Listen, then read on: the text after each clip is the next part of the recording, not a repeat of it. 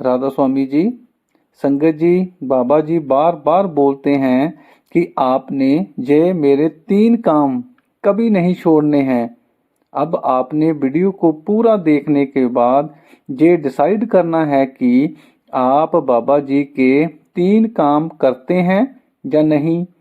Video के last में हम इस पर भी बात करेंगे कि अगर हम ये 3 काम नहीं करते तो इसका हमें क्या नुकसान होने वाला है। वीडियो को देखते देखते आप चैनल को सब्सक्राइब जरूर कर दें और वीडियो को लाइक भी कर दें और कमेंट बॉक्स में यह जरूर बताना कि आप कहां से वीडियो देख रहे हैं। सबसे पहला काम भजन सिमरन। जैसा कि आप अच्छे से जानते हो कि बाबा जी की एक ही सेवा है कि रूहों को आने जाने के चक्कर से निकालना और सचखंड लेकर जाना। सचखंड जाने का रास्ता हम कैसे तय कर सकते हैं? केवल भजन सिमरन से।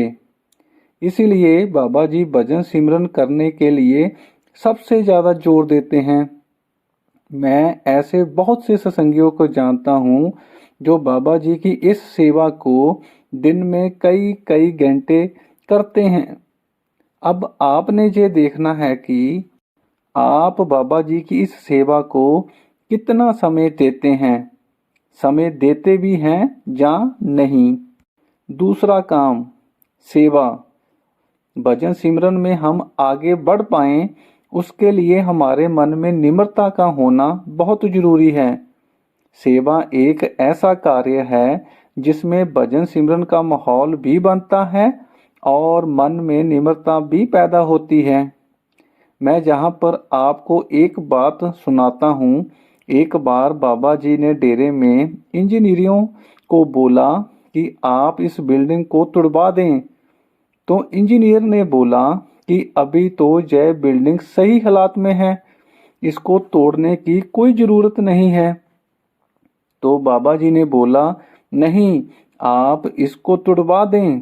तो इंजीनियरों ने फिर से जोर डाला और बोला कि बाबा जी आप ऐसा क्यों कह रहे हो, अभी तो इसे तोड़ने की जरूरत नहीं है। तो बाबा जी ने बोला मेरा काम संगत से सेवा लेना है। ये बिल्डिंग इसलिए बनाई गई थी जो संगत से सेवा ली जा सके। आप संगत को बुलाएं और इसको तुड़वा दें और फिर से संगत की मदद से इसको बनाया जाए। अगर देखा जाए तो ये सभी काम मशीनों से भी करवाए जा सकते हैं, लेकिन बाबा जी इन सभी कामों को संगत के हाथों से करवाते हैं। इसका यही कारण है जो संगत का मन भजन सिमरन के प्रति और पक्का हो सके। अब आपने देखना है कि आप बाबा जी की सेवा कितनी करते हैं। तीसरा काम सत्संग। सत्संग का प्रोग्राम इसीलिए रखा जाता है जो ज्यादा से ज्यादा संगत को इस रास्ते से जोड़ा जा सके और उनको समझाया जा सके कि हमने भजन सिमरन कैसे करना है, क्यों करना है, हमने सेवा कैसे करनी है और क्यों करनी है। सत्संग ही एक ऐसा रास्ता है जिसमें सत्संगी परमार्थ के बारे में बहुत कुछ सीखता है। हम अपने घर में बच्चों को लेक्चर देते हैं कि आपने ये काम नहीं करना है, ये काम आपके लिए ठीक नहीं है, इस काम को आपको क्या नुकसान हो सकता है, इस काम से आपको क्या फायदा हो सकता है। इसी प्रकार बाबा जी भी हमको सत्संग के माध्यम से लेक्चर देते हैं कि भजन सिमरन का हमारे जिंदगी में क्या महत्व है, इसको हमने कैसे करना है, हमारा असली घर कौन सा है और हमने वहां पर कैसे जाना है। हम बच्चों को बोलते हैं कि आप हमारी बात सुने। क्या जब बाबा जी हमको बोलते हैं तो हम उनकी बात सुनते हैं? अब यह भी हमने अपने आप में देखना है। ये थे बाबा जी के वो 3 काम जिसको हमने कभी भी नहीं छोड़ना है। अब बात करते हैं, अगर हम भजन सिमरन सेवा और सत्संग नहीं सुनते तो इसका क्या नुकसान हो सकता है। ऐसा नहीं कि बाबा जी हमको इसकी कोई सजा देंगे, लेकिन फिर भी हम बहुत सी बातों का नुकसान पा लेते हैं।